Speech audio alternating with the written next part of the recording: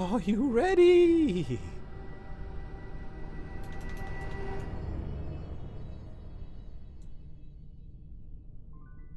One, two, three.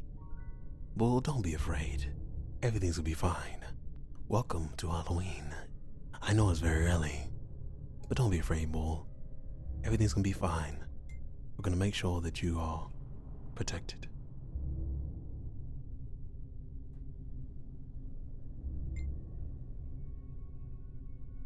Are you ready? All right. Making talks late one night facing the kitchen. Binge eating for a good 5 to 10 minutes, cleaned up and turned around, and every single cupboard door and cutlery drawer were open. They were all closed, and when I went in the kitchen, and there was no way anyone could have snuck in and done it because I was home alone. I also didn't hear them open in the time I was there. Scared the out of me. So I froze, let it register for a few seconds, and calmly closed everything and went back to my room to hide until daylight. One of the few weird things that happened growing up. How was that one? Was that scary for you guys? Or was that just babyish? Probably need something a little more scary. I don't know. Do you guys like the scary stories?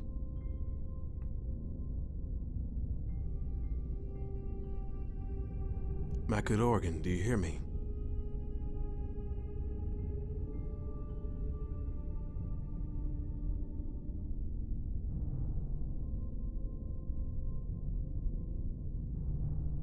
You're here, excellent.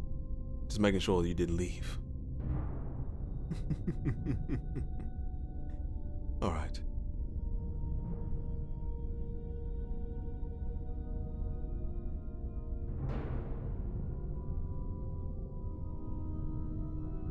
Make some food, definitely not spooked. Excellent, Smooth Dog. See, that wasn't a scary one. Let me find the actual scary one. Hold on.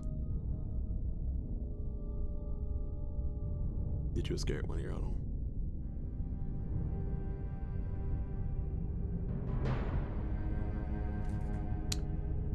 Our old house was on a corner. In lieu of a backyard, had a side yard with a small deck that wrapped around the back.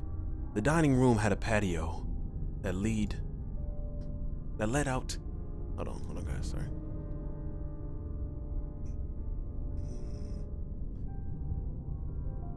Hold on, excuse me, check this out. Hey Hindanther, how are you doing today? Welcome to Scary Stories with Cornbread. Alright.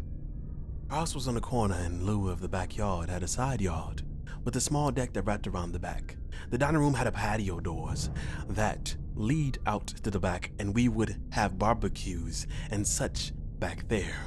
When I was 14, we only had one desktop computer and one laptop for the family. My brother and I would fight over the desktop. That's where Diablo 2 was installed. So I would use the laptop to write music. On a particular night, my brother had a friend over, and they were downstairs doing whatever, and I was in the dining room table on the laptop. As I wrapped up in my writing, I didn't pay much attention to the surroundings. I heard a knock on the patio door, which startled me. I looked up, expecting my brother or his friend. The basement had a door that led to the back deck as well. Standing at the door and waving was a person. Could not tell sex or age, wearing a Halloween pig mask. Thinking it was my brother or his friend, I mouthed "good one" and gave the person the finger, and they walked away.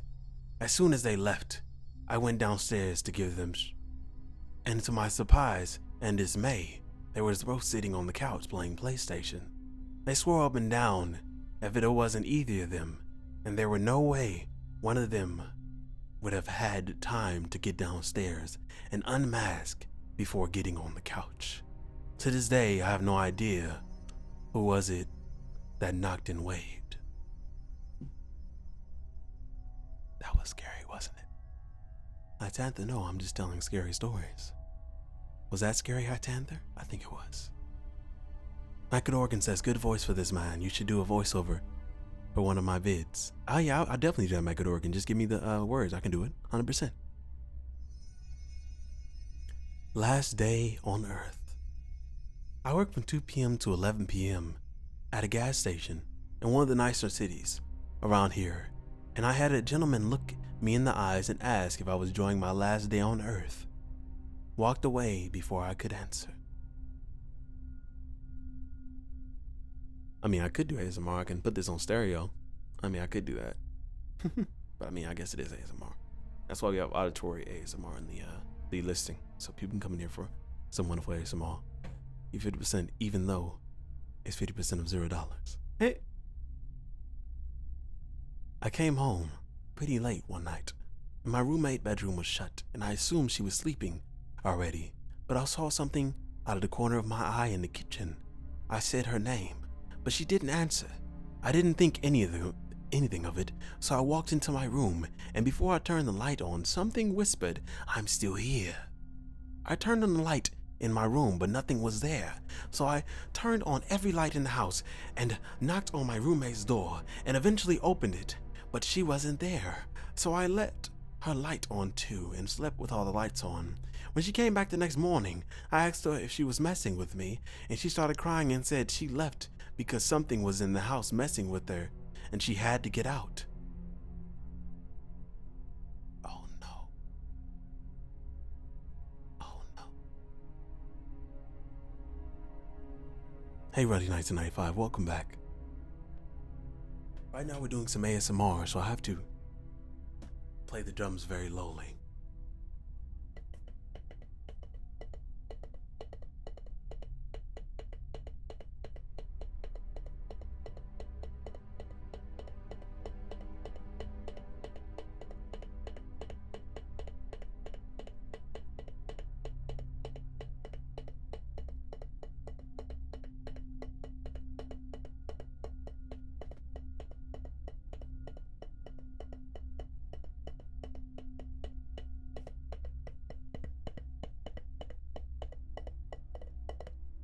I mean, Isantha, do you think we should go in the ASMR section? Do you think we should do it?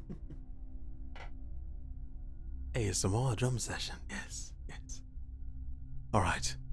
Me, my wife, and my 3 young sons are sitting in the food court at Costco. There is another family with 4 to 5-year-old girls sitting behind us. My son looks at me and says, "Do you see that girl over there? I'm going to teach her a lesson." So I'm taken back for a second. Then I think he must intend to teach her numbers or some other normal thing you teach people. So I ask what he is doing. I said, what is he going to teach her? His response, "I'm going to teach her to drown." Oh my, savage. They knew. A family friend of mine used to work in private wealth management. One of her jobs was diversification of her clients' assets on the stock market.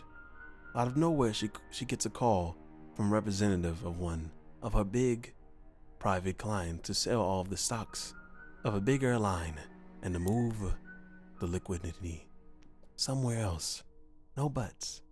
And if needed, they could sell it up to 5% below market as long as the shares are sold quickly. This was extremely weird, and the stock price of the company was pretty stable, and specifically his client's portfolio was heavily hedged with this stake, but she didn't think much of it. Oftentimes her clients did this for personal reasons, such as having a bad experience on a plane or of the company or etc. 2 days later, one of her colleagues and she shared this particular story and told her how the airline stock price started slowly but surely falling. Some people were selling off their shares too, which were gladly bought by the market in increasing prices. The next day, AA Flight 11 crashed into the North Tower of the WTC in New York. The stock market was closed for another week. Oh my. Hello? I went camping by myself in Maine One night I woke up at like 3 a.m. Not being able to sleep, I just laid there listening to the woods. Then I heard a faint hello. I was petrified. I felt so vulnerable in the tent. I never figured out what it was. Would you like to come live in my basement? When I was 17 and worked in a retail as a cashier, I had a very odd couple come through my line buying a wok. The husband, who was at least 85, started making conversations with me about the wok and asked if I like Chinese food. Yes, I like Chinese. Do you want to go out with me to get Chinese? He winks at me. No, sir. Oh well. He looks a bit disappointed and turns and looks at his wife, who is on the phone with someone. Would you at least like to come home with me and live in my basement? No. The rest of the transaction took place in terrified silence. His wife never said a word. I wondered today if he was trying to joke because he sounded so sincere, or if he was suffering from dementia or something else that makes him not realize how creepy that sounds to someone young enough to be your grandchild. Let's keep on these notes before. Hey, Ready 995, don't be afraid. Everything is going to be all right. The summer after I graduated from high school, I felt work early and went up to my parents' cabin in northern Michigan. Spent that night at the beach, watching the sunset. Once the sun went down and it became nearly pitch black, no light pollution. I got to my car and started driving down the highway M22. After about 10 seconds of being at speed, it was an older Tahoe, late 90s, that started riding my mass and flashing its high beams. So I got up to about 60 and in the 45. They were still on my mass. I pulled off to the side of the road and my parents' cameraman is off and took the same turn. I thought he seemed weird because there was only 30 to 40 houses in the road. So I went all the way to the end, which is usually dead end, but leads to a maintenance area for the golf course nearby. Trucks were still following me. At this point I was freaking out because I pulled onto my house and they know where we lived and they were following close by. I took a ton of random turns and the truck kept following every single turn for about 15 minutes. I finally had a chance to make a turn with the traffic going through at the intersection and it gave me a few seconds of a head start. Pulled down the side of the street, went about 100 yards, turned off and all my lights and waited. Truck slowly drove by the perpendicular street and kept going. Booked it home, pulled my car around the side to the main road and pulled every curtain. For an 18-year-old, I was scared as hell that night.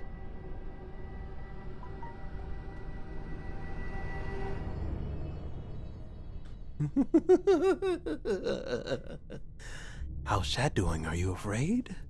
How's Chad? How's Chad right now? Are you feeling all right? Are you okay? Do you feel nice? So guys, should we go to ASMR? We need a vote in chat. Are we going to ASMR? Are we staying and just chatting? I need to know. Are we going to ASMR or staying and just chatting? We need a vote. All right. Welcome to fear.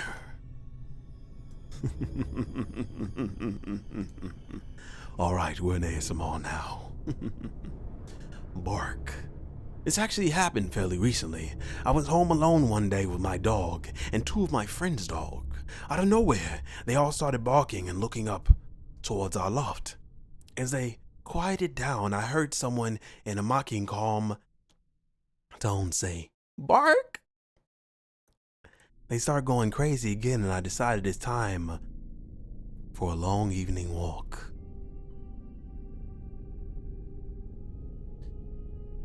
The Evil Twin. New Year's Day, 1995. I was in the middle of the third year, university, and a bunch of friends had come down to visit me, and my roommate for the festivities were all pretty hungover from the drinking the night before, and I went out for a usual Nice day out. A bit chilly, I don't feel so good. Host greasy breakfast hungover stroll around the neighborhood. Two of these friends were twin brothers. Actually, I'm gonna try something, guys. I'm gonna try something.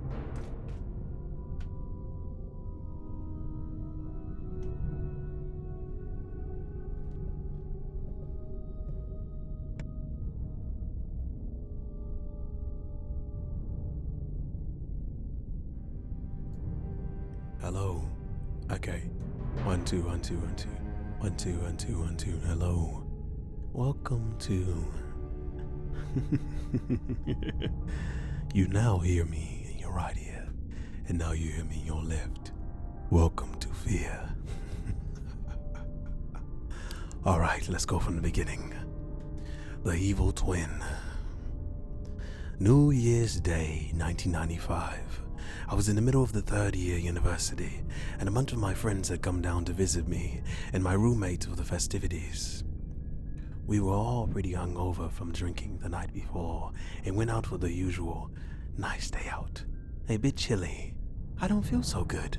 Host greasy breakfast hungover stroll around the neighborhood. Two of these friends were twin brothers.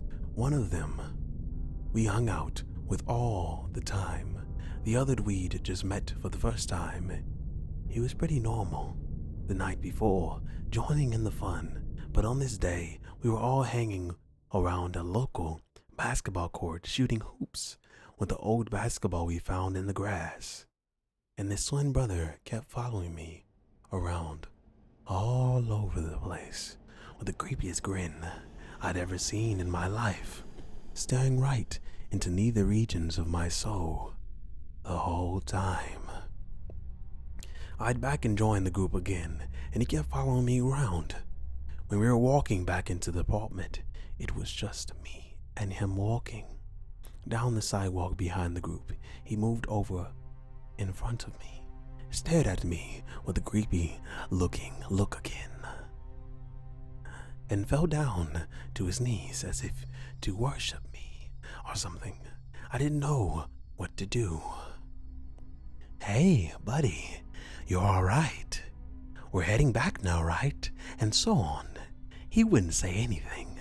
He'd just be there on his knees, looking up at me, and with a clenched face and squinted eyes, as if he were looking directly into the sun or something. Later that day, my roomie said he was tripping balls, so I thought of nothing of it and moved on with my life. A few weeks later, we got a phone call from the twin brother we were usually hung out with, and it turned out that this other twin brother went over to his aunt's place with a knife, and stabbed her 14 times. She didn't die, but still pretty bad. He had even called the police before going, because he knew he was going to do it, but he couldn't stop himself from doing it because the voices, and so on. The ensuing court case was widely covered in the media as this was relatively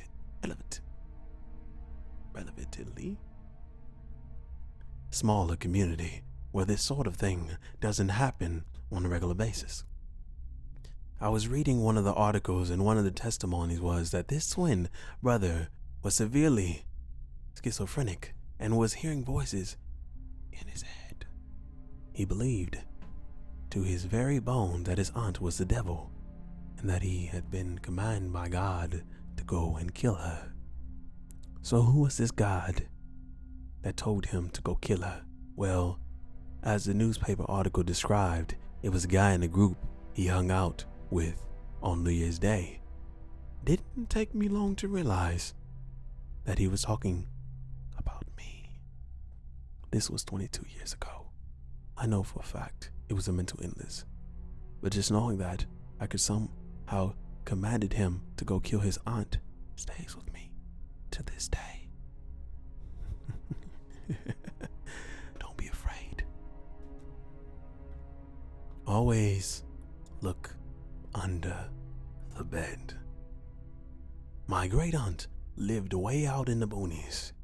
by an old southern prison. This was before most people had TV, so she had been listening to the radio and found out that a violent rapist had escaped from the prison nearby. She walked into her bedroom and had one of her old saggy mattresses and felt something under the bed. She said something didn't feel right, and she slowly got off the bed and called the police. When they arrived, they found the rapist under the bed holding a knife from her kitchen. He told them he had been waiting for her to go to sleep so he could rape her and stab her to death. Oh my, that's pretty bad. Really bad. No. Someone was there. We were living with my brother-in-law and his 2 teens when I was pregnant. He has an elevated house on quite a bit of former hunting land, several miles down a country road. My husband works 7 to 6, and Bill works offshore for 14 days. While he was at work, his kids stayed with her grandmother. Nice house, but it had a weird vibe. I chalked up to pregnancy hormones. One day, home alone, I was taking a shower, and I felt someone staring at me. I stuck my head out and listened. Couldn't hear anyone in the house, so I assumed in my shower. A while later, I heard the back door shut. I was standing in the kitchen and couldn't see the door, which had no steps and was 6 feet from the ground. Door was still locked. I told my husband about it, and that night, and he shrugged it off. We locked the door and went to bed. I don't know how long I'd been asleep, but I woke up to the blankets being yanked off the bed and my husband flipping on every light in the house. He threw open every door, every cabinet, looked in every pantry and closet while holding his handgun. I asked what was going on, and he swore he'd heard boots thumping through the house and someone talking. Everything was locked, and not a big house. Nobody was there except us. One night, a while later, my niece came into the room. Her dad worked over. We had him for a few days and asked to sleep in a bed with us. Now this girl isn't scared of anything and is 14 at the time. I sat up, told my husband to scoot over, and he patted my pillow. That's when I noticed her 16-year-old brother curled up under the blanket on the floor beside me. Why are you both in the room at 2 in the morning? They didn't want to answer at first, but explained that something in my niece's room laughs at night. I hated that room when we moved in and put up any laundry I did in there quickly. I asked my nephew why he was on the floor, and he said she came into my room on the cot to sleep, but something started knocking on the door.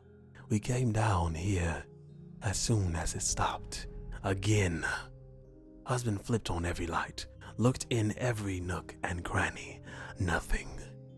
Eventually we moved out, and the kid decided to live full-time with grandma. My husband said he heard a man laughing in my niece's room, but there was nobody there. When he turned on the lights, scared everything out of him.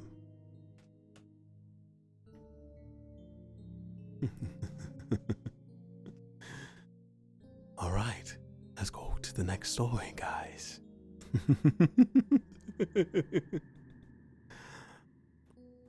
I was almost an hostage. I was walking down the street when I saw a rusty nail in the road. I picked it up and threw it into an empty house yard. Not helpful, I know. After I threw the nail at a man, came out at what I thought was an empty house and shouted at me. I freaked out, thinking it was about the nail, and I kept walking towards my house. The guy didn't sound mad, but I couldn't make out what he was saying. He started following me to the street and gestured me to come over, but my gut told me to keep on walking. I get home and see from my house the empty house is now surrounded by cops, and at this point I still think it's about the nail. After a while it gets worse, and the men in full gear show up. I found out later that the house was indeed empty. Our men inside were known criminals, and I very much almost ended up being an hostage.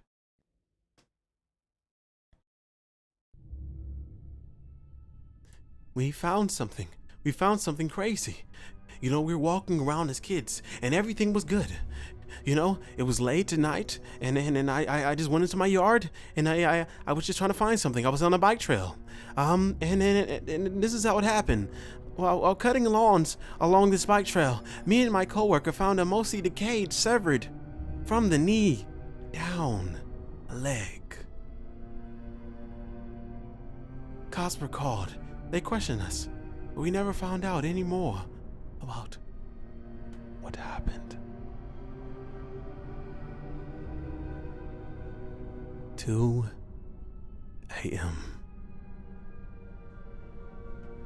Years ago, early 90s, my boyfriend was driving me home, and we saw a man lying on the ground in the strangest position, kneeling with his head on the ground and bent a sharp angle so that he faced the street.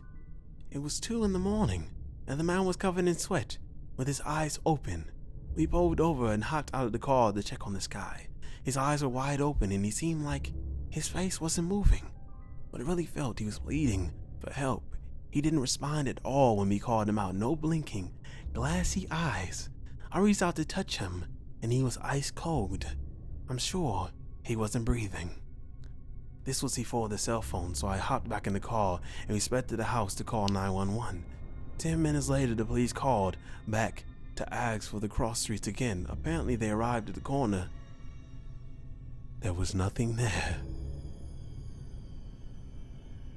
I verified that we had the right spot, and they said they would call back if they needed any more information. That we was the last I ever heard about it. I checked the newspaper for the next few weeks, but we never found out anything else about the man. Oh no. I'll say hello. How are you doing today? Welcome in. Today we're doing horror stories today, so I hope you won't be afraid, but hopefully you could take on this ride of horror stories. My 3-year-old, who is normally very happy-go-lucky, was extremely concerned the other day. He kept looking around the room talking about the rhino. Who knows what a 3-year-old might translate as a rhino? This went on for about 20 minutes. He was very concerned and looking around the entire time, so we get to a point where he says the rhino was moving. My wife asks where the rhino is. He's coming too, Daddy. Yeah, I'm Daddy. And what? With a wee bit. 941 CCFL, thanks for the follow, I appreciate that. Huckered, just a wee bit at the moment. Fast forward about 4 days, last night, and he started talking about the ghost. My daughter asks my son, where is the ghost? My son. He's fighting, Daddy. Oh no. Scratching. We had quite a large house, shaped like an L, but the L was cut into a hill, so the L had a downstairs, which is almost underground. It had windows facing out, but a lot was either in the hill or under another floor. I had the room on the bottom part of the L from the 13 onwards. My room had 2 doors, one that opened out to a kind of rumpus room and one to an ensuite. It was also creepy as ever, but being a skeptic, I dared anything to do something to me. Grew up fine, but I could never sleep unless both doors were shut. When my parents went away, I'd break the rules and bring my dog in the bed with me. I woke a few times late to see her alert and staring at the door to the rumpus room Occasionally I heard a clawing at the screen on the window. But we had dogs, cats, horses, and local bush turkeys, foxes, etc. I figured if something was there that shouldn't have been, my dogs would have gone ballistic. Oh my God! Balling with TV. Thank you so much for the sub. I appreciate that. Love you too. Love you too. Thank you so much. Love you, man. Just gonna stop by and drop this off here. Less than 3. Thank you so much. 5 months in a row. Can you believe that? Thank you. Fast forward 5 years. Bring a new girlfriend to my home to meet my parents. Slept in my old room. She woke up screaming between 12 to 11 a.m. twice out of the 3 nights we stayed here. I've been with her 5 years since, and only happened in that room. She won't sleep in that house anymore. My parents let my younger sister move into the room about 4 years ago. She asked me recently if she ever heard scratching on the window late at night. Both of them, the dogs we had, plus the cats and the horses, are all dead. It's in roughly 10 years, so scratching is like independent of the pets, unless the local animals are messing with us. She also said she can't sleep unless both doors are shut, and she often put door stops under both doors so she hears if either opens. She googled some stuff and decided to save the room and said she had a hectic nightmare since and woke up screaming late at night a few times. For reference, she was about 14 when the night terrors happened with my girlfriend, so we never told her. As I said, I was skeptic, but it's still pretty creepy. Road rage. I was ambling down an old country highway in northwest Georgia on my motorcycle, 750 Vulcan, when I spotted an ambulance coming the opposite way. I pulled over and a pickup truck pulled over behind me. In the rearview window, I see the passenger get out with a baseball bat and start hustling my way. I didn't even look, just dropped into my gear and hauled. What followed was the most hurling experience I've ever had in my life, as this pickup truck proceeds to chase me all over the place for about 20 minutes. I'm unfamiliar with the area and this bike was not meant to go fast around turns, so I've got no room for error, and it's all I can do to stay out of front of these guys. I'm blowing through a 4-way intersection in a bid to get some distance and come up with a plan, but they are hell-bent on catching me. I finally managed to get to a point towards the highway, and into the covers of another's car, but then traffic stops on the bridge. The truck is 3 cars behind, and I'm thinking if I can just get over out to the highway, I'm probably home free, because my Vulcan can go fairly fast in a straight line. In my room, in my mirrors, I can see the passenger snaking through the cars on the bridge, so I'll lane split, illegal in Georgia, and make it on the ramp, hammering down. And I'm gone, baby, gone. Never went back to that town. As far as I know, this was unprovoked attack of a hillbilly variety. Because prior to the ambulance, I had even seen another vehicle. I don't ride particularly fast, and I don't believe in loud pipes. I got lucky as hell, seeing him come behind me like that. Are you guys having a good time? If you're having a good time in the chat, can I see a pog jam in the chat if you're having a good time? 3 a.m. walk. I am fairly small for a guy. I stand around 5'5", and most I've ever weighted was around 150 pounds. About 6 or 7 years ago, I didn't have my license despite being far old enough to drive, but a good buddy of mine wanted to hang out. He too did not have a way of transport, so we decided to both walk towards one another and meet in the middle. We would both be walking 5 miles. It was 3 a.m.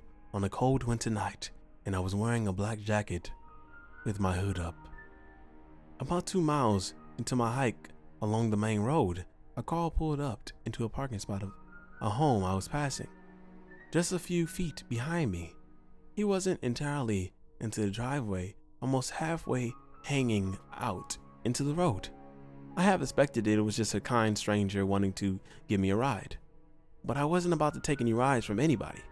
I kept pacing forward and ignored the car behind me, expecting them to roll down a window and shout at me. It didn't happen. The car just sat at the edge of the driveway, running, but completely dark inside to the point that I could only barely make out a figure of a large man. I don't typically get frightened by much, but something in the air made me tense up and my heart kind of dropped to my stomach.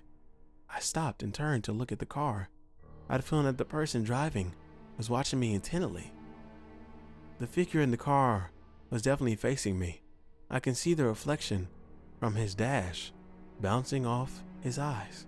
I stared back, and I figured he was going to yell out at me, but he just sat quietly in a strangely menacing way that I have only ever seen in movies play out. I kind of did a wave at the figure, letting him know I saw him, and waited for some communication in return. He didn't budge, just stared intently. I returned to pacing away, slightly brisker. After just a few moments, I can hear the car slowly roll in reverse. So I turned to face it, but kept pacing backwards. HTC Boo Boo's 34, hey Mini Milo. The car kept creeping slowly. I rolled down my hood and stood still again, waiting for him to pass me, but instead the man slowed to stop beside me. The passenger side window rolled down and the man met my eyes. No words were exchanged at all, and before I could even let out "hello," the man grimaced and accelerated away at a decent pace, almost as if he was disappointed by what he had seen. It doesn't seem like much on how it reads, but I'll never forget how tense it was and interaction was for me. I never felt anything like it since. Ooh. Haunted supermarket. I work in a supermarket, early shift, and part of my job is changing the shelf labels, for the price changes each day. Just this Wednesday gone, I was putting new labels on a shelf of hand soap when, about 2 foot along the shelf from me, a bottle shot off and landed to the middle of the aisle. I looked along the aisle, all my colleagues, and she just shrugs. Her shoulders and says, happens all the time. I've never directly witnessed anything else, but being one of the first on the shop floor each day, I'm now questioning all the items that I see sitting in the aisles first thing and guessing I can't blame untidy customers for them all.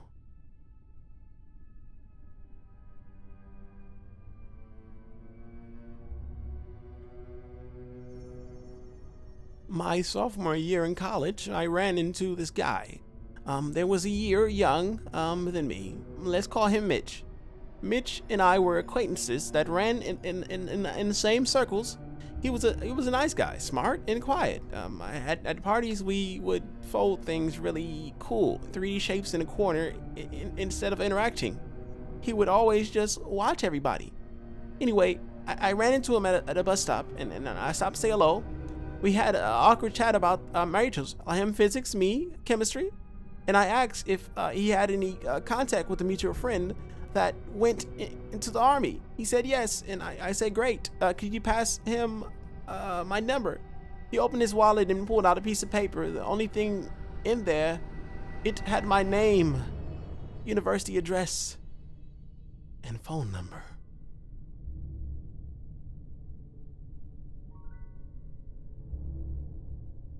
Oh no.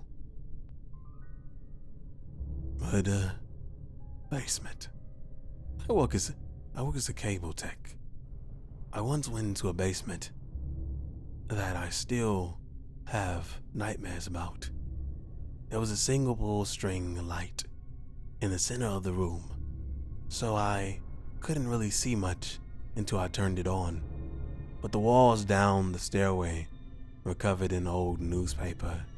I'm used to dark basements, so going to turn on the light, I was prepared for what I saw. All the walls were covered in newspaper. Every one on them was a headline of a tragedy or a murder. There was a black and white framed picture on the wall, and below, it was a large child seized porcelain doll, propped up in a rocking chair, with a super old looking cradle beside it. I stayed and did my job, but I still can't shake off the feeling.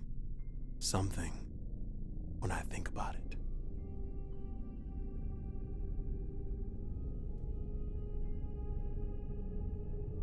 Every few months,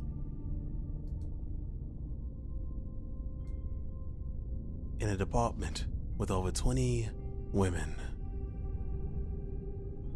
we'd all come in nearly identical outfits. It was odd.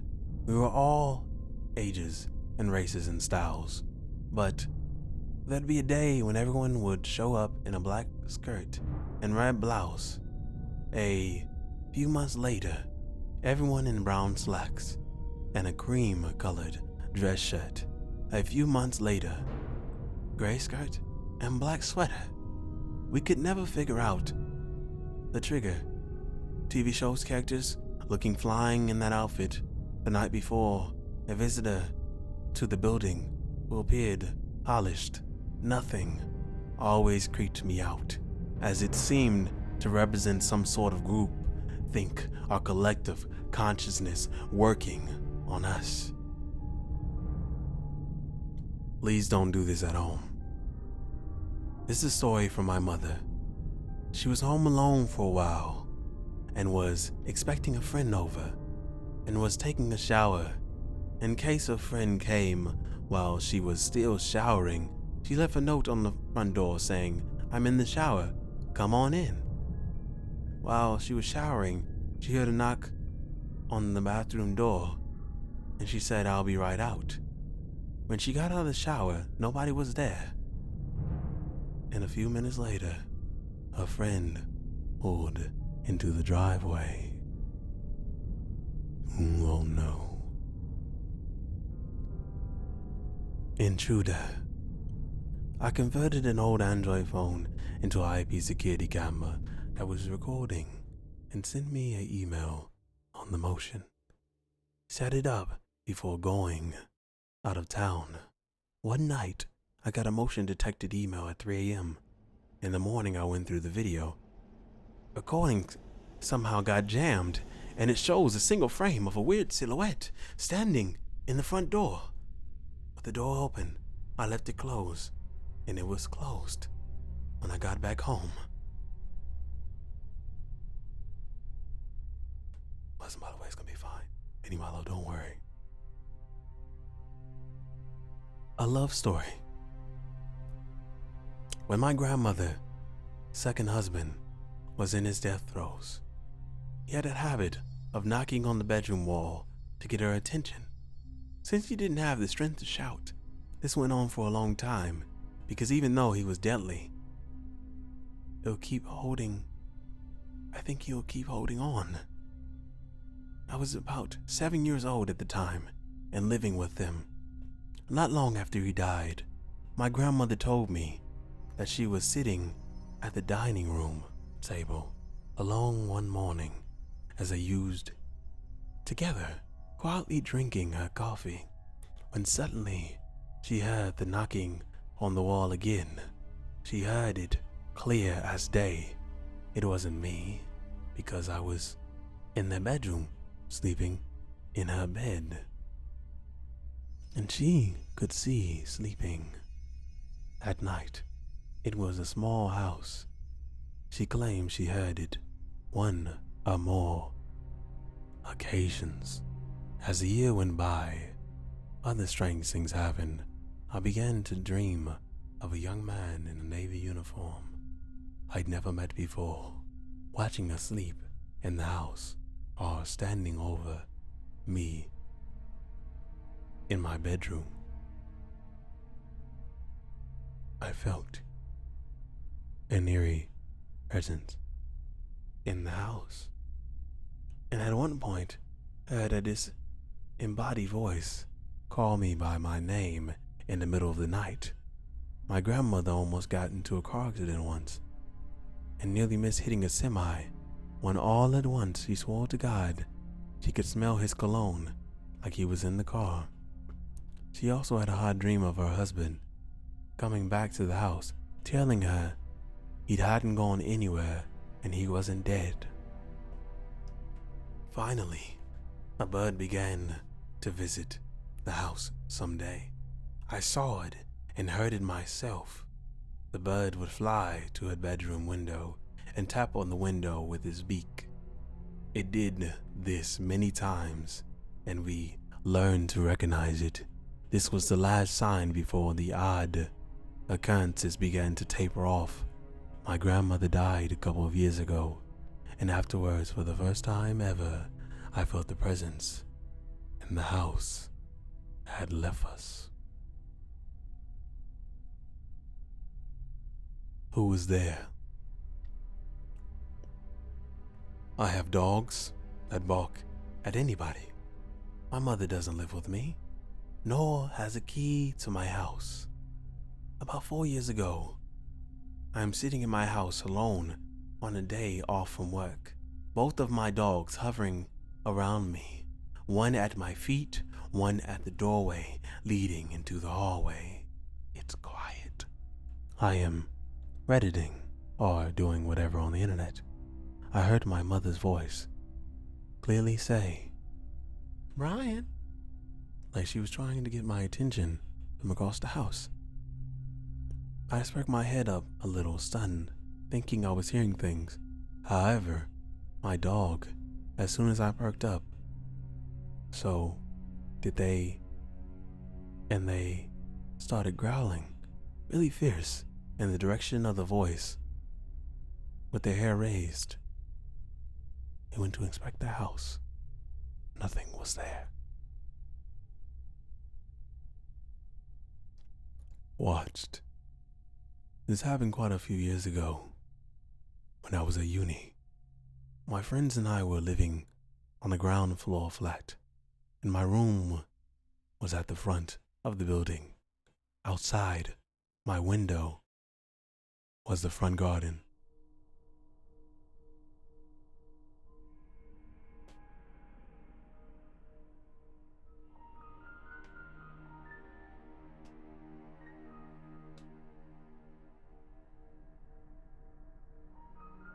Weird. Years ago, my boyfriend at the time and I literally just finished having sexual relations, and I put my head on the pillow and glanced to my right, which is where the window was. There was a gap between the curtain and the window, where I was met with a pair of eyes watching me. We both, me and the peeper, had the instinct to look away and then quickly look back. At this point, I shouted to my ex that there was someone watching us from the outside. He jumped, opened the window, and shouted various amusing warnings. He could see that the grass was disturbed, so that someone had been there, and by the looks of it, more than once. From further inspection the next morning, we found out that he had jumped the small hedge and exited through my neighbor's garden. Lang, elf, hello. Hospital ghost. I'm a nurse, and I used to work day shifts at my old job. I was walking down the hallway with my computer on my wheels, COW, to pass meds one afternoon. I was in between two patients, not really close to either door and far away from the nurse station and kitchenette. I can hear one of the physical therapists talking to a patient in one of the rooms, but no one else was in the hallway. I was looking down at my paper to kind of get myself organized before going to see another patient. All of a sudden, in my right ear, like someone was standing right behind me, I heard a female voice say, "I'm cold," in a kind of drunky way, like someone would do a big shiver and rub their arms. "But I'm cold." I turned around thinking it was my friend Brittany goofing on me, but there was no one there. There was no one in the hallway at all. "Hello, hey Tukolaness, how you doing? Hey Fruit and Sun, BCB Smile, you already know. How are you beautiful people doing?" Alright, next story. They want you to know they're there. My wife and our two friends are hanging around out on one evening, chatting away. My son and his friends were the son of one of those people that we're hanging out with were asleep in his room. The four of us heard a blood-curdling yell.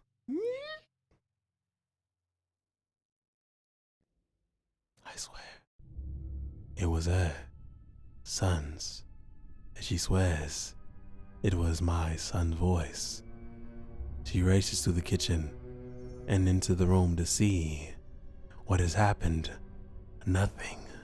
They're sound asleep. She comes back through the kitchen to tell us and freezes in terror.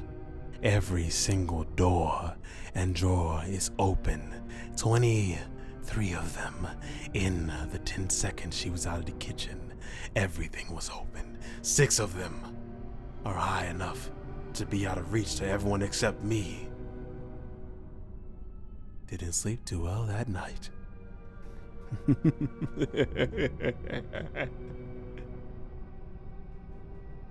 Hello, Tofu and stuff. I hope you're having a good time. Toilet ghost. As a child, I walked into the toilet in my great-grandfather's house. I lived with him for a while, and he was sitting on the toilet, and he had not locked the door. I spluttered out an apology as I backed out and shut the door. Then I stood on the other side of the door and realized that he had died some time before. Shook my head and went back into the empty toilet. I've never really forgotten the feeling of, well, that simply is not real.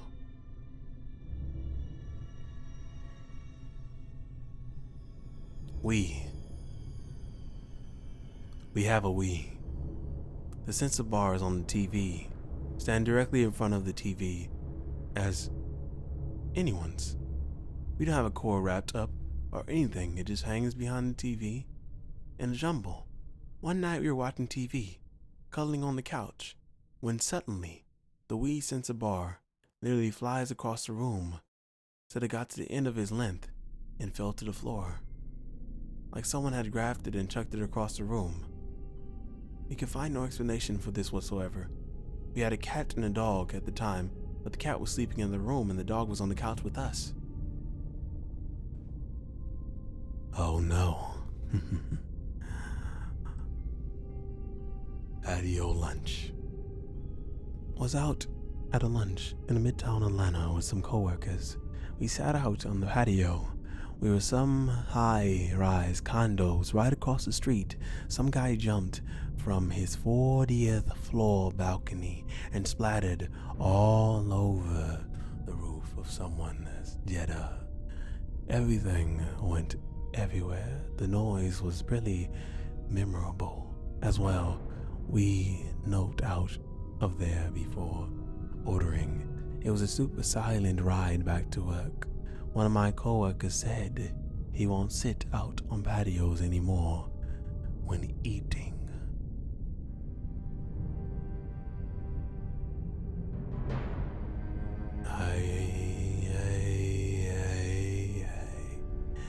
Everything will be all right. creepy student. I am a teacher of adult students, and one student of mine is kind of intense and creepy. Actually, she's based at another school, but specifically started attending classes at my school after meeting me. When I first started, she kept giving me welcome presents, as I was new to the country. Just simple things like food, postcards, and books, which was a nice idea, but it seems a little excessive. She added me on social media and then got upset when I didn't reply to her constant messages. I told her that I don't really use social media. Anyway, I didn't see her for a few months and figured she'd gone back to her own school or stopped studying or whatever. And it was revealed that she clearly got bored of me. But then last week, she comes in and gives me an envelope full of photos of me doing lessons that she'd taken without me knowing.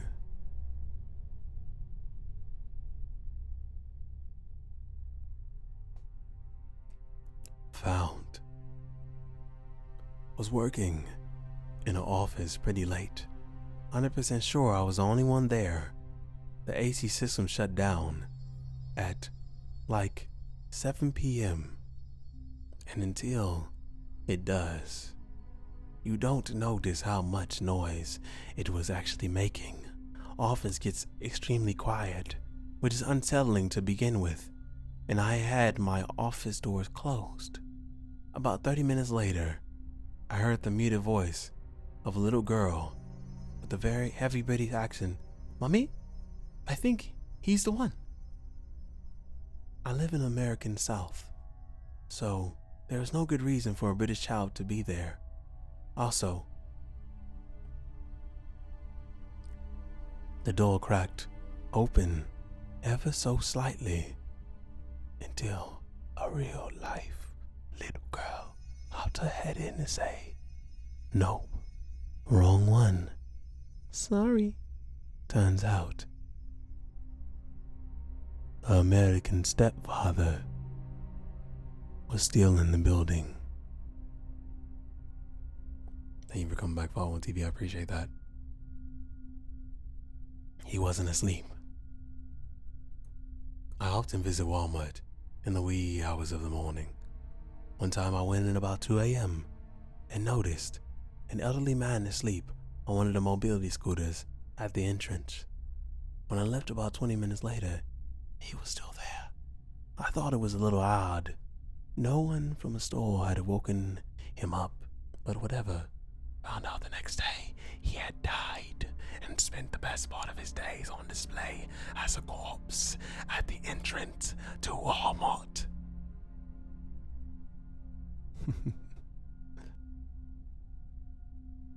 Dead cats. Years ago, when I was a senior in high school, I had a day where I wasn't feeling too great. So I decided, as an occasionally did, to skip out on my last 2 classes and head home. Had been no school buses, obviously, so I could walk 3 miles home before the age of a computer and cell phones. This was a pretty long and boring hike to take, so I decided to take a shortcut, though some small wooded trail along the creek. Hey, hello supporting, how you doing today? Welcome back. Eventually I came across a dead cat lying in the middle of the trail. As I walked around it, I noticed another dead cat to my left, looked into my right, and sure enough, there was another. Creeped out, I looked behind me and noticed 2 more, and yet another 2 more in front of me. They were all laid out in the giant circle, with one in the middle, among like a half-bent I sleeped up. I speeded up in a pace. Got the hell out of there. Looked. Never took that trail again. Thinking back, a really weird thing is that there were no visible damage to the cats. No blood. No cuts. Just dead.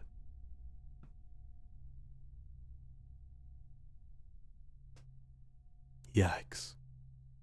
I worked for Radio Shack back in the late 90s, and I was scheduled to open on a Saturday morning. I go in the door, locked up behind me,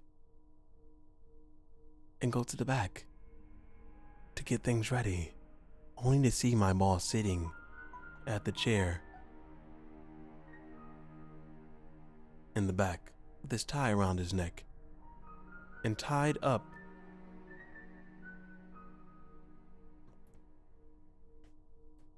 Tied up. Sitting on the door, chair, back with his tie around his neck and tied up to an inventory rack with his pants around his ankles. And he's dead.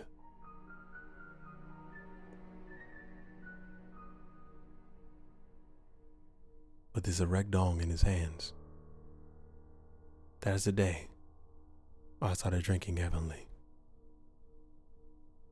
Hey Thomas Wins, how you doing? That's a case of asphyxiation. Some people like to do asphyxiation and sometimes they mess up and they end up dying from it. It's crazy. Rest in peace, Max. When I was 12, my cat went missing in the summer. We lived in the country near a lot of farms, and he was indoors, outdoors, cat. But he would come home every night for his dinner. He hadn't shown up for 2 days, and I'd been roaming around the fields looking for him. The second night, I had a vivid dream where I saw him lying on his side in the field, dead, with his neck snapped and his tongue hanging out. The next morning I went out as soon as I woke up and walked exactly to where his body was, in a field about 600 yards from my house, where I hadn't looked yet. He looked just as he did in my dream, coming down the position of his body and his tongue being out. We figured he got his neck snapped by a coyote or dog. Creeped me right out, and I strongly believe that dreams can tell you things if you only pay attention. Since then, I've had other dreams that he come true, that eventually came true, warned me of things. But this was the most vivid. It was like a photograph. 20 years later, I can still see the image clearly in my mind. Rest in peace, sweet Max.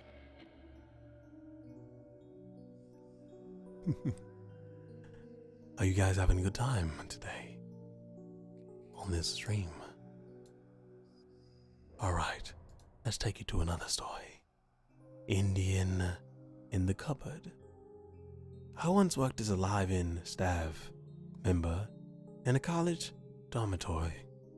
During the summer, we housed a few summer school students who remained on the campus, nearly 30. It may be significant to the point out these students tended towards the highly academically motivated, oftentimes high-stress students, if quiet.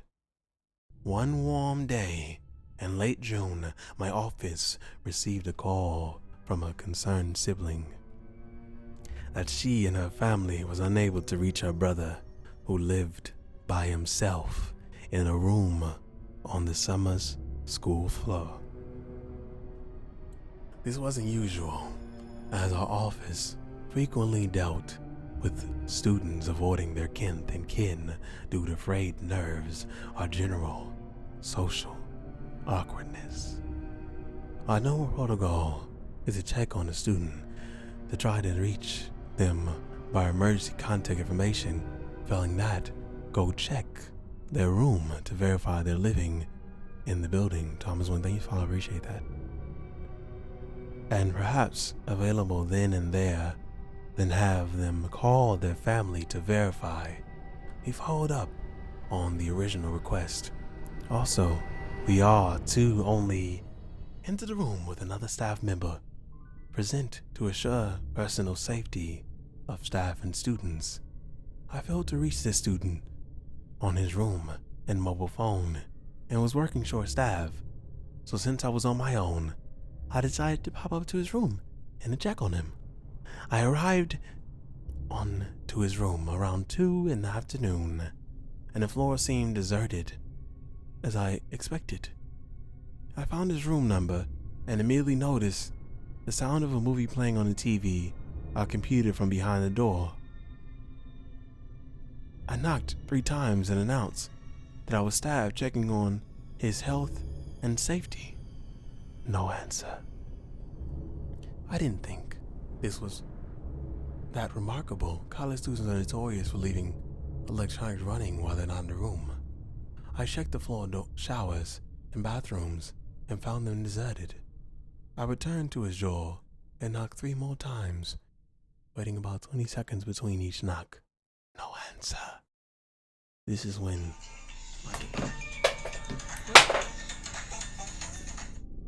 sorry about that.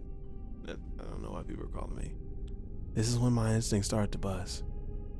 I worked in residence halls a number of years as a professional, and something about all the pieces of the puzzle.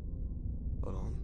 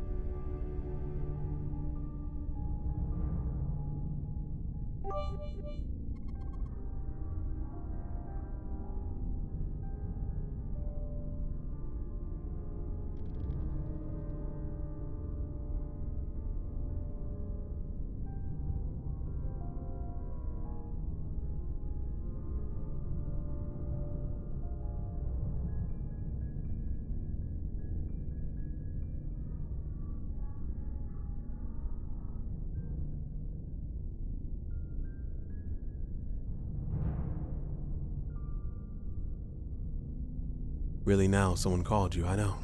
Alright, let's go from here. Laxman339, thank you so much for the 2 bits, I appreciate that. Sorry about that, guys. It's funny how I said no answer, didn't I say no answer and then someone called? This is when my instincts started to buzz. I worked in resident halls a number of years as a professional, and something about all the pieces of the puzzle weren't adding up.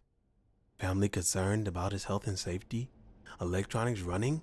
Someone must have started them recently.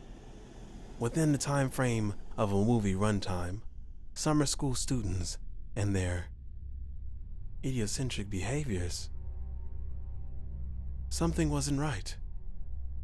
I was by myself, so I probably let myself get more worked up than if I was with someone else. A deserted dorm floor, even at 2 in the afternoon, oftentimes evokes Caribbean memories of the Overlook Hotel. I decided that for some sense of closure or sanity, I needed the immediate resolution of keying into this student's room, even though I was by myself and not technically supposed to do so. I knocked on the door 1 more time for good measure, again announced myself as the hall director. I keyed into the room, and my spider sense went off even stronger. The room appeared relatively vacant. The student appeared to be living out of a suitcase, which is unusual for someone staying no less than 8 weeks for a summer school session. The bedding was tousled, like someone has been sleeping in it, and all the lights in the room were on. And as I had suspected, there was an open laptop on a desk, running on battery power, playing The Matrix. But no student. I began to start rationalizing to keep from feeling unsettled. Surely this student and I had crossed paths on the way to his room. I'd never met him before, so I wouldn't recognize him otherwise. And perhaps he was just down in the lobby, picking up delivery food for a late lunch. Sure, that's it. Then I turned to leave, planning on trying to reach the student later in the afternoon or at the night. As I turned to leave, I noticed another odd piece of evidence: the accordion closet doors, which are removed in most rooms due to disuse. Particularly single rooms like this were still in the room, and they were closed. Odd. I couldn't remember the last time I actually saw someone use those cranky, dysfunctional doors. Then my intuition spiked higher than ever. Oh my gosh, what's going on?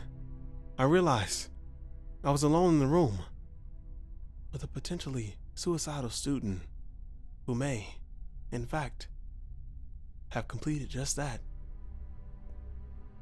And I am about to be that guy who discovers the body and then has a storm of paperwork and undesirable tasks, not the least of which will be calling the family back to break the news.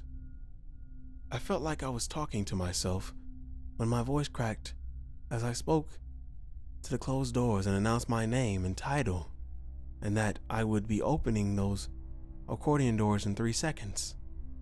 I fumbled with the latch on the door and finally managed to get them disengaged, and I slid the doors apart.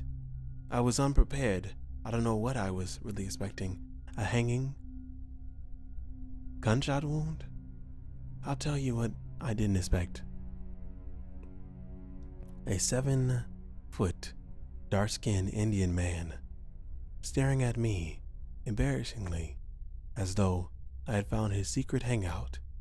We stared at each other for a good 15 seconds without blinking, breathing, or speaking. I finally realized what was going on, and my natural emotion was disbelief. All I could think to say was, are you in here hiding from me? He looked at me and said, yeah. My heart was still racing. I turned to leave before I shut the doors. I turned back to him and said, call your sister. She's worried about you. And frankly, I am too. Azdak Karali, hello, welcome in. Hey, young Lena. Now this is what I'm talking about. Well, having the text on the screen is going to be a little more complicated.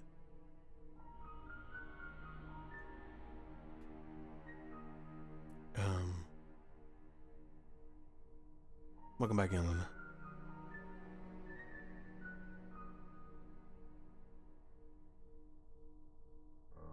Then who was security? And Raleigh. We're celebrating the Halloween spirit. We're reading horror stories. That's what we're doing today. Then who was security? Security at my old building came to change the locks.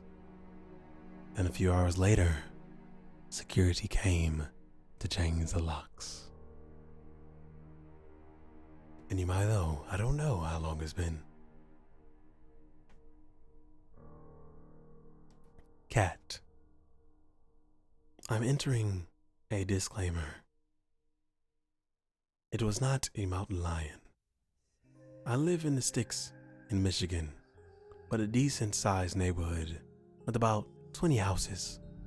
Our streets make 2 circles. I was home with my toddler who was taking a nap.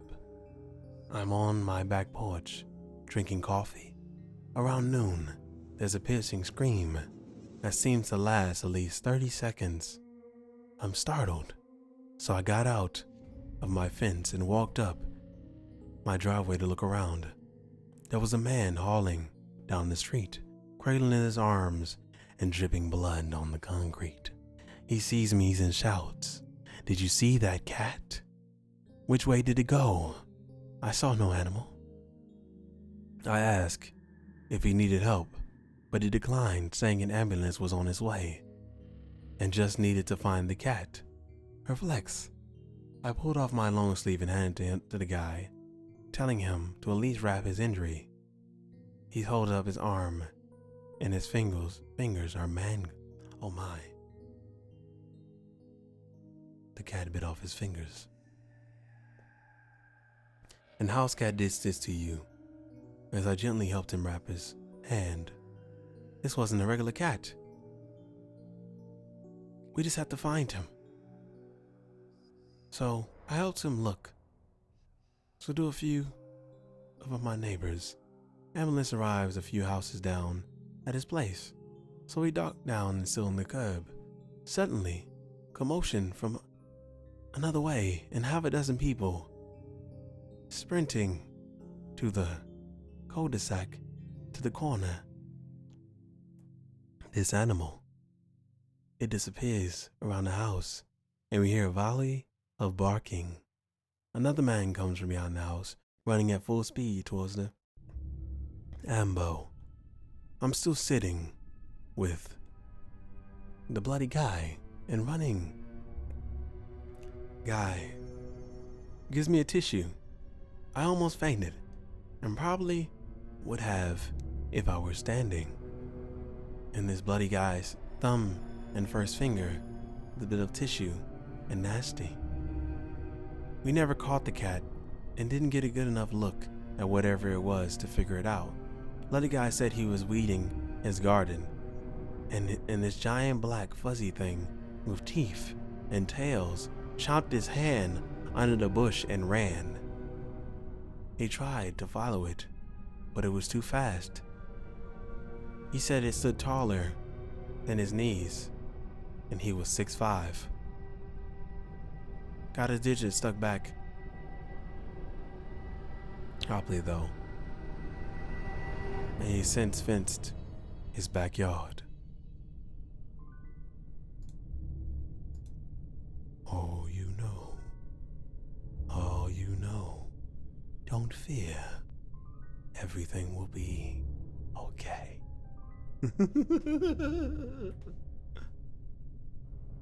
Haunted. Hello, Cinnabon Crow. Welcome in. The next story is Stacy.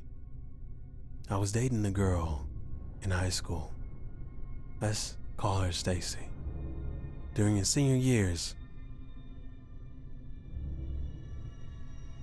we got released during lunch, which meant we could leave school during our lunch period. Being horny teens, we backed to her house and had good times. Suddenly, we both hear someone call out, "Stacy." We both jumped and got dressed. No one was home. Both their parents were at work and their siblings were at school. We looked outside and no neighbors were outside. To this day, we have no idea who or what it was, but we both heard it. Haunted tattoo shop.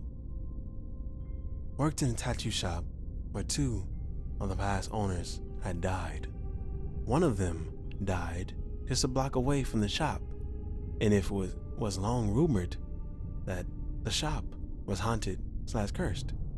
Weird stuff would happen, like speakers, decorative knives falling off shelves overnight and smashing through our glass-topped light table, and the lights were flickering on and off. YG Rabbit, thank you so much for following, I appreciate that.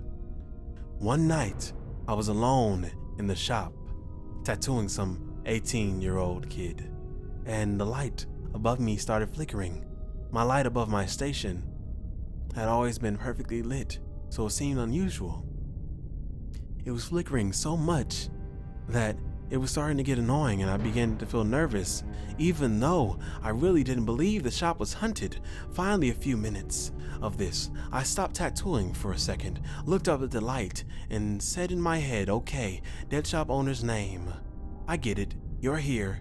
Can you stop messing with my light, please?" It was supposed to be kind of a joke. The light stopped flickering instantly. It went back to just shining regular old light, and I went back to tattooing pretty shaken.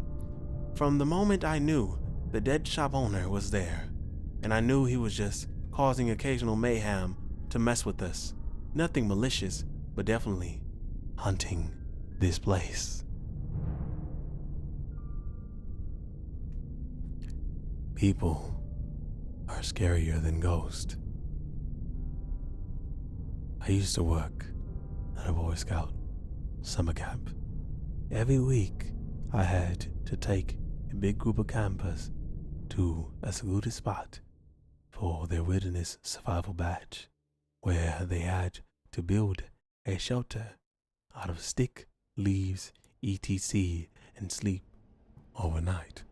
The spot was only about half a mile from the main camp, but we took them on a circle route that made it seem really secluded.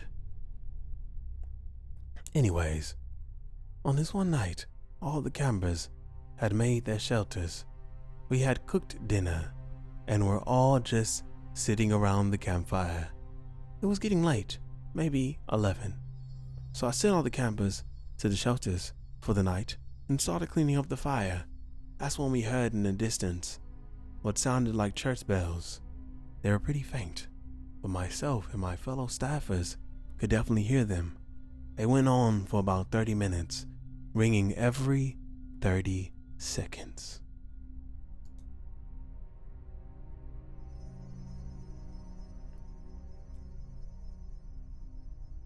Do you know? Can you hear it? Do you hear that faint voice? Can you hear it?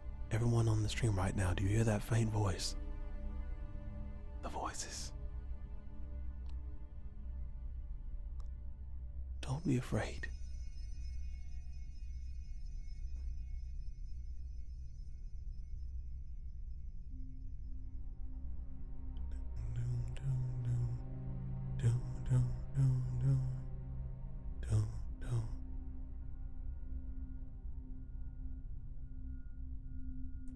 Anyways, on this one night, all the campers had made their shelters.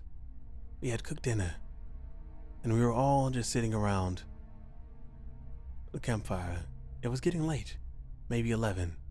So I sent all the campers to their shelters for the night, and I started cleaning up the fire. That's when we heard in the distance what sounded like church bells. They were pretty faint, but myself and my fellow staffers could definitely hear them. They went on for about 30 minutes, ringing every 30 seconds or so. We're all creeped out, as there were no churches or towns within 20 miles of us. As the bells stopped though, the singing started. It was too faint to hear the words, but it sounded like church and choir music. But a lot of people, and a lot more enthusiastic. Also, it was almost midnight at this point. The singing went on for well over an hour, sometimes quieting down until we almost couldn't hear it. Sometimes getting so loud we thought it was getting closer. All the campers were super creeped out, but I lied to them, telling them that there was a church service going on in the camp and that there was nothing to be scared of. Eventually, at almost 1 a.m., the singing stopped. I found out a few days later that there had been a large KKK rally only a few miles away that night, and that's what we heard. Oh my.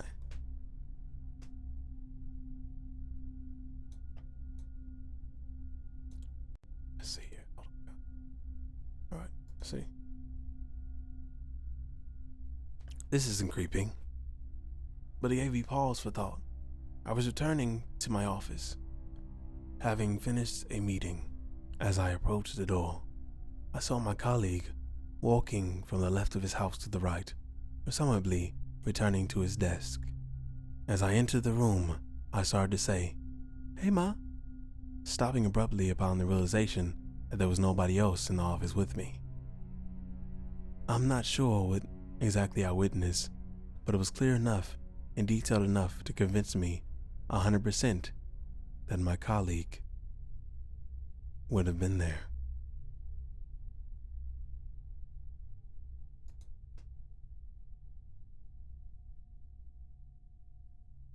Let's see here. Got a couple more stories. At least it wasn't the other way around. A few months ago, I had this really scary dream that seemed so real. In my dream, I was in bed doing something on my laptop. Suddenly, I just had a bad feeling something wasn't right. Like I somehow knew something was in my room with me that shouldn't be there. I jumped off my bed and hurried and flipped my light on. I flipped it on just in time to see this weird black shadow spear. Things with legs zoom under my bed. I woke up scared and crying, but it felt so real, and I just knew whatever I saw was very evil. The next day, me and my dad were watching one of those ghost shows like My Ghost Story on TV. In an episode, this woman was in her room, and all of a sudden, she felt like something wasn't right. She turned her light switch on just in time to see a weird black shadow spear thing with legs scurry under her bed. It was pretty much looked exactly like the thing I saw in my dream. I flipped out. Hey, your valley. But then, who was phone? Working late in the lab at school, I had to grab something from upstairs classroom. It's after midnight, and the entire building was empty and dark. Suddenly, the room and the classroom started ringing, so after the heart attack, I decided to answer it. Silence, not even a dial tone. So I hype out, and I go back to my room. The next day, I have class in that room, so I asked my professor how often people call the classroom phone by mistake. He looked at me funny and said, "The phone in that room has been disconnected for years."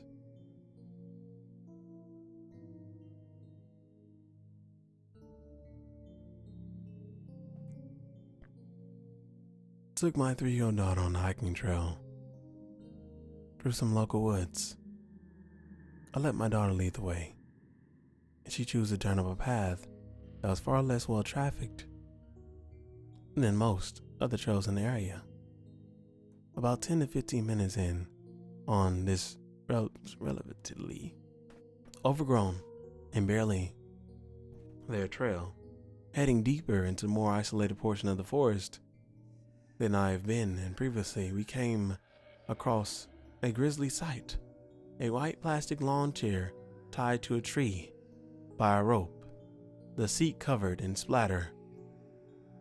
Days old, dried, viscous fluid. I snapped that pic, and then my daughter noped out of here. After that fact, I've come to a far less creepy explanation of what we saw, but in the moment, it was creepy as ever.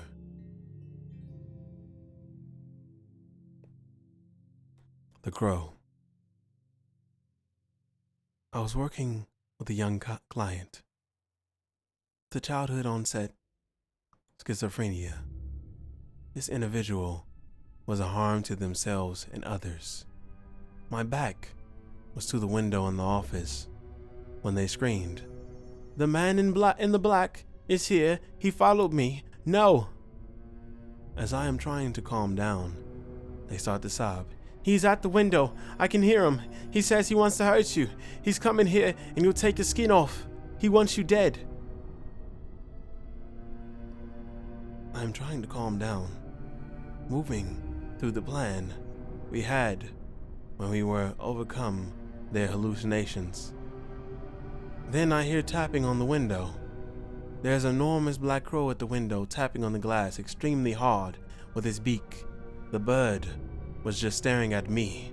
It would tap, bringing his head back and slamming his beak into the glass, then staring over and over again.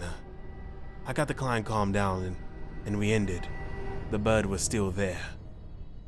We leave the office. The bird was still there when I came back. Next client comes in. The bird was still there. That bird sat at my window around 4 hours, staring and tapping.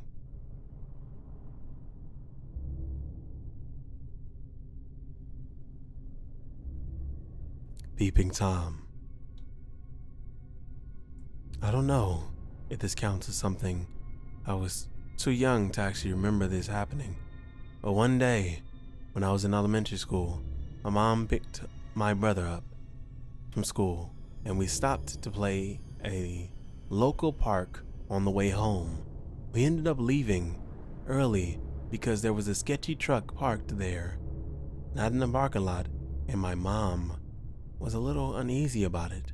Later that night, my mom was getting ready for bed and screamed because there was a guy peering through her bedroom window. My dad ran outside, but the guy was already gone.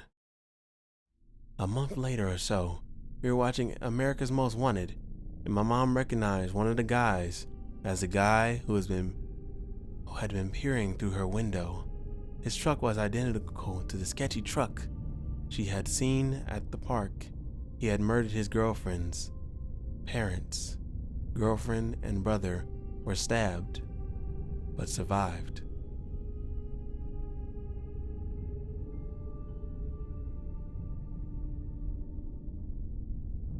Benign ghost. Almost every night, my TV turns on by itself at some point between 3 and 5 a.m. I used to think that maybe it was one of my cats who walked across the remote, but I tried hiding the remote, putting it in places where they couldn't get to it, and it still happens. Now I turn the sound all the way down before I go to bed. The TV will still get turned on, but at least then I won't be woken up by it. I'm sure there's some reasonable explanation for it, but I'd rather have the idea of having a benign ghost who likes late night TV, living in a tiny apartment with me. Yeah, that's what it is, right? Right? Said he, TV broke? Possibly. Shooter. I had a customer come into my work wearing a trench coat and a Ushaka type hat. Looked to have something strapped to his shirt under his coat with duct tape. He left. I mentioned my wife about how creepy he was and that I thought he had a bomb on his chest. He came back 15 minutes later and thanked me for being polite and started talking about religion and Obama being an antichrist. Turns out he was on his way to shoot up a Planned Parenthood. He managed to kill 3 people.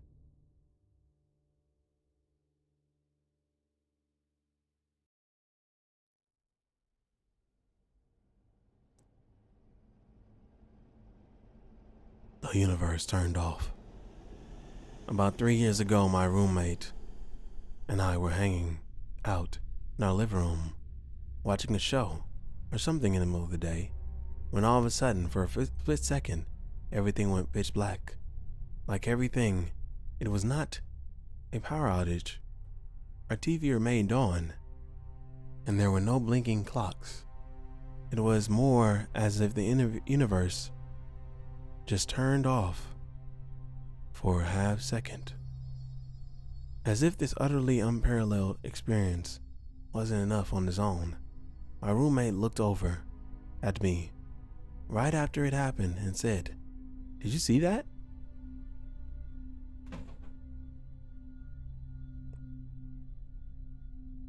Family story. Hey KJ67, how you doing? Hey Madam 235, hello. Family story. When I was 10, something real weird happened to my family. We were all asleep, as usual, and I slept in the same room as my brother, and my mom with my father and younger brother. In the middle of the night, the safe in my parents' room started going off, as if someone was playing with it. My parents didn't think much of it, went back to bed, and right as they did that, my brother's toys, the ones that had those children's songs, Madam 235, thanks for I appreciate that, started playing Love You Too music without anyone touching it. They were a little freaked out, but it went away after a few minutes, so they went back to bed. However, in the morning, when my mom brought my brother to the shower, she saw a red handprint on his back that was too big to be hers, but too small to be my father's. I saw the handprint, and it looked as though someone had slapped my brother, but nobody did, and he slept quite well. My mom called her father and told my grandparents about it. After a few phone calls, we found out that my paternal grandma died that night while we were asleep. So our family came up with the explanation that my grandma wanted to see my newborn brother, so she paid us a little visit. My family is a bit superstitious, but apparently it's normal for South Europeans. I still am unable to explain that, and it still is a scary thing to think about. Yes, Retro Romantic, we are doing some ASMR scary stories today. Hunted. When I was young, we used to live in a house that we didn't know that was haunted at the time. There are many things I remember happening, but the one that freaked me out was when my sister said that whenever they tried to look for me, they always found me in my rooms in Dad's closet with the door closed. I would be sitting there in the dark and play with my toys, and when they asked why I was there, I would say I'm playing with my friends. Other things kept happening. That my parents brought a medicine man to the house. He told us that an old man with his 2 granddaughters died in a fire in the house, so he did his ceremony to get rid of the spirits. He told us to leave the front door open for tonight, and we all slept in the living room. Towards the middle of the night, I remember, we all woke up for a second. The sound of the front door slamming shut, indicating the spirit had left us. You're gonna be alright, Matt.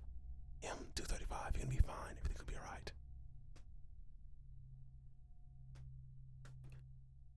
The thin person. My father's story one day, he was cooking for the family. The living room and the kitchen is one room where in the middle of it, there's a corridor that leads to our bedroom. As he was cooking, he turned around and saw this really tall and thin person. runs from our living room through the corridor. My father, as a man of science, did not believe in the paranormal, but this got him. He went to check in every single bedroom just to be sure about it. This is the part that terrifies me. Ghost sister. I was waiting at my nan's house alone for a couple of hours, and it was all fine and dandy. I was sat on an armchair nearly the door of the living room, and I hear my sister clearly calling my name in an annoyed way. She wasn't in the house. My heart started beating like crazy. And then, when she did not come in the house about 40 minutes later, she laughed at me. I still don't know what it was or if it, in my mind, was playing tricks on me, but it was very creepy.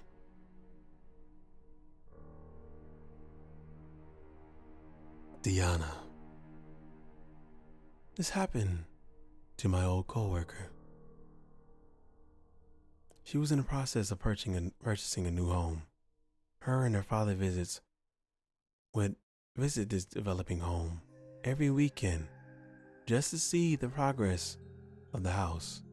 A few weeks passed where life got busy and they couldn't visit. Her 3-year-old daughter came up to her one day and said, "Mommy, when are we going to the house again? I want to see my friends." "Oh, okay, sweetie. We're going there tomorrow, actually," she said. "Yeah," and ran off. My coworker thought that maybe she was talking about a neighborhood kid or something like that, and didn't think much of it. They visited the house on the following day, and on the day home, her daughter starts crying. "Mommy, I'm so sad. I didn't find my friend." And she replied, "Oh, honey, don't worry. Maybe you'll see your friend next time. Then we'll go." So my coworker prayed that night to basically bring her daughter's comfort and to make her forget about this friend. That or have her, whoever this is, next weekend. Well, the next day, her daughter comes across running into the room saying, Mommy, I'm so happy I saw my friend." She replied, "Oh, you do? Where'd you see your friend?" Confused, because she always talks about seeing a friend on the other side of the town. "I saw her in the mirror." Her daughter replied, "What?